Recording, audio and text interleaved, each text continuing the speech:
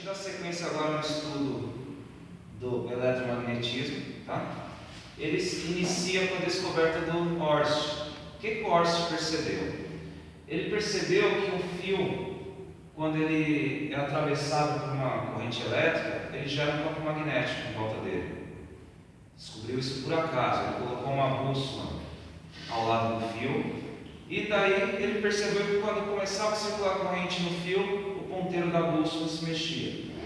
Bom, essa corrente elétrica que passa no fio, ela gera várias linhas de indução magnética em torno do fio, de várias medidas, de vários raios diferentes em torno do fio. Para você saber a orientação desse campo magnético que está em torno do fio, você usa o que a gente chama de regra da mão direita. Por exemplo, se você estiver olhando esse fio nessa direção que está aqui, ou seja, você vai ver um pontinho do fio que está aqui. E a corrente elétrica, ela vai estar vindo na sua direção, ou seja, ela vai estar saindo do plano. Então, o seu polegar vai estar acompanhando o sentido da corrente elétrica e os seus dedos dando a volta no fio dão a direção e o sentido do vetor campo magnético. O campo magnético se forma. Isso daqui é uma notação vetorial que a gente usa para qualquer vetor que esteja saindo do plano. E qualquer vetor que esteja entrando no plano, a gente usa essa outra notação. Como por exemplo, aqui embaixo, a corrente elétrica está indo para a esquerda.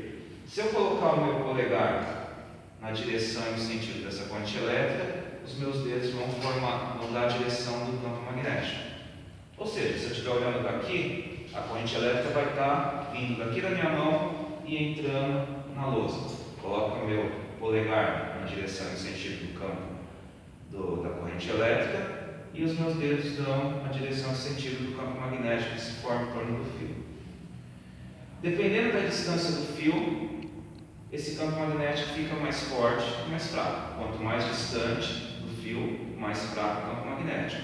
E tem uma equação que passa para a gente os valores desse campo magnético em relação à corrente elétrica. Essa que eu coloquei aqui.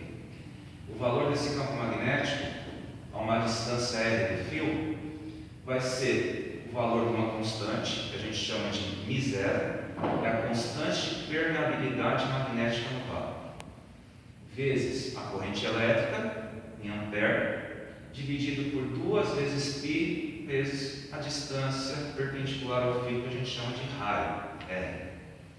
O valor dessa constante de permeabilidade magnética no vácuo é 4 vezes π vezes 10 a menos 7 Tesla vezes metro dividido por ampere. Aqui aparece uma unidade de medida nova para vocês, que é o Tesla, que é usada para medir campo magnético. Ok?